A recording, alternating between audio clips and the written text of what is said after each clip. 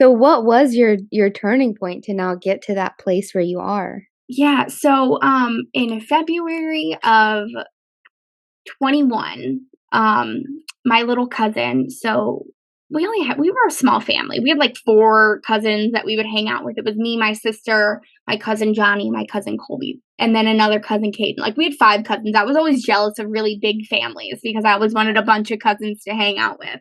We Yeah, me were a too. small, intimate family. So, my cousin, he was 19. I get the phone call February of 21 that he passed away of an overdose. Mm, Um, and I was still in my addiction, but I felt that, you know. I couldn't feel many things, honestly, mhm. because I numbed all the pain I possibly could. Yeah. Um, but I felt that one. The anger and rage that I felt, because I felt I should have been a example. You know, I struggled with this disease of addiction for the past 6, 7 years, so I should have been an example. So a lot of guilt, a lot of shame kind of came over me. Um, Not really wanting to believe it was true. Um, and then a very similar situation when my grandma passed away because I was using at that time too. Um, I'm just going to use away the pain. I'm not gonna feel it. I'm not gonna think about it. I literally couldn't even mention it or talk about it without bawling my eyes out, even when using. So, see, the drugs weren't doing the trick anymore. You know, Mm, the drugs weren't numbing the pain or even giving me that original sense of relief and comfort and peace and vacation that I originally started using it for. I love that you said that because I sort of experienced that where I was literally under the influence for, like, 10 years, and so I never processed, like, my childhood pain or, like, just different Um, trauma that I had experienced, and while you think that you're, like, gonna numb your way through it, I realized after that, now being sober, that I have to go process all that stuff that I numbed yes. out. So that's the first part is I didn't process it. I was numbing for all those years. So now and my husband was like he was met with a lot of stuff when we first got married because now I'm like finally sober, like Yeah, not even wine, like that sober. And so right. I was processing through so much, like so many tears, like finally feeling those emotions. And then, yeah, the second part to that is, like you said, that God stopped letting that be like, you didn't have that same effect now when you're using, like, Mm, I remember feeling that, like, I'm no longer getting a buzz when I drink. I'm no yeah, longer feeling good when I get high, and I was like, "What is this?" Like, I'm used to, like, I do this, I feel this, and it stopped working for me too, to where added to it added to my thought process, like, "I don't need this anymore, this isn't even making me feel good anymore." So no. I don't know if your situation was kinda like that? Yeah, it was exactly like that, and this is where I feel like God has worked through these painful situations to bring me out of. Finally, I'm at a point where I have to go to a psych ward because I'm addicted to Suboxone. So Mhm. usually that's what they give me to come off of the fentanyl and everything else from detox. Well, now I'm addicted to the Suboxone and I don't have any of those left. So the only place that'll take me is a psych ward.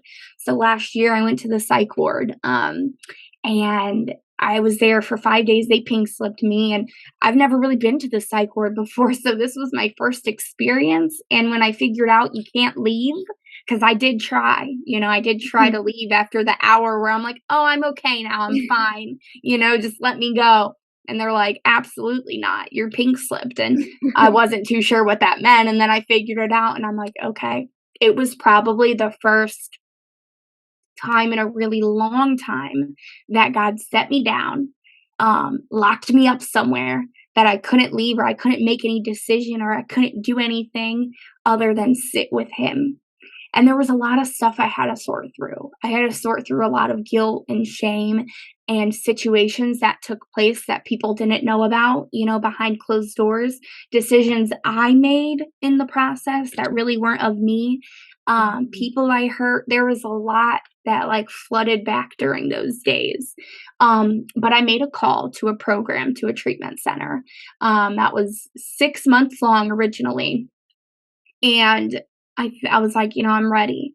I'm ready to go and I'm ready to just sit down because God has always had a hard time doing that for me, is sitting down, being quiet, listening, and just staying still. And I just appreciate so much God working in my life, because when I get to this treatment program, which it didn't go that smooth and that simple, but these are the big things that happen, right? As soon as I got to that program, I was so guilty.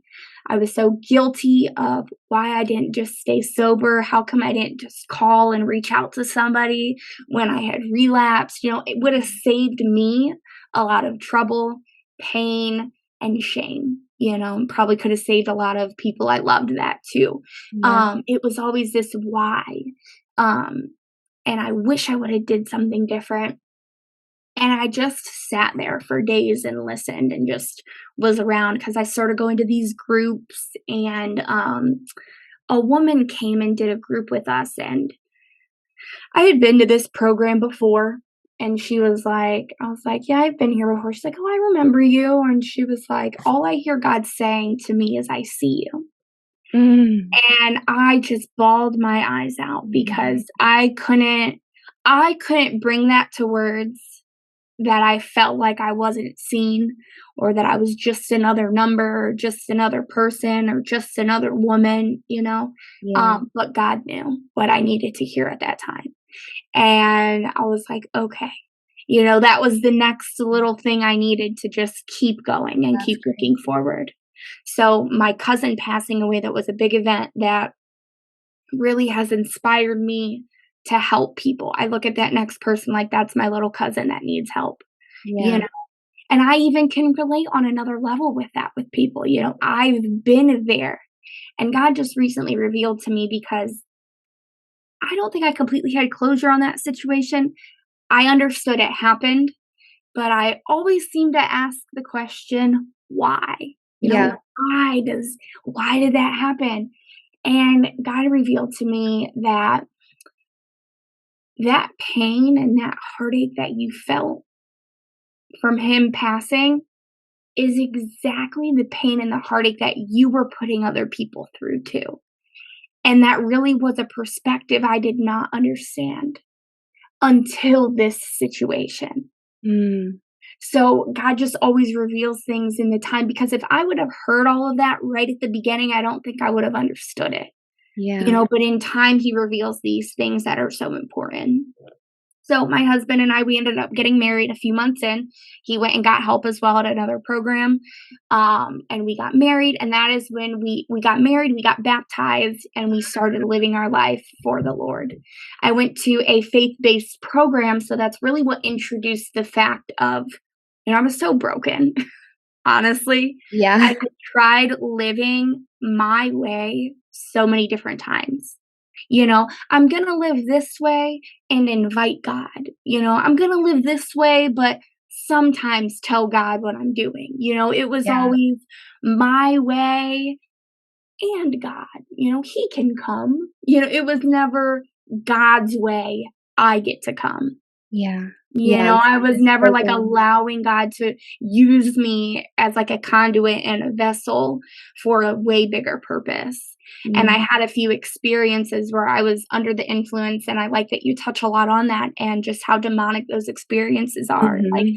drugs and lowering your vibrations is how demons they enter Yeah. into our lives, whether it is through a voice in our head or situations or even other people, to Yeah. where when me and my husband started giving our life to the Lord and really studying the Bible and learning about how we have been oppressed in drug addiction, Yeah. uh, we can now point out certain situations that we experienced that were like, those are so demonic.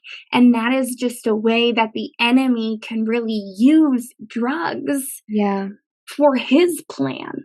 Exactly. And sort of having that healthy fear of that reality, that very, like, dark truth, Yeah. That can be something that inclines you to stay sober even when you're struggling or feeling weak, is Yeah. to know that using is a form of spiritual oppression that the demonic is using to get a hold back into your life.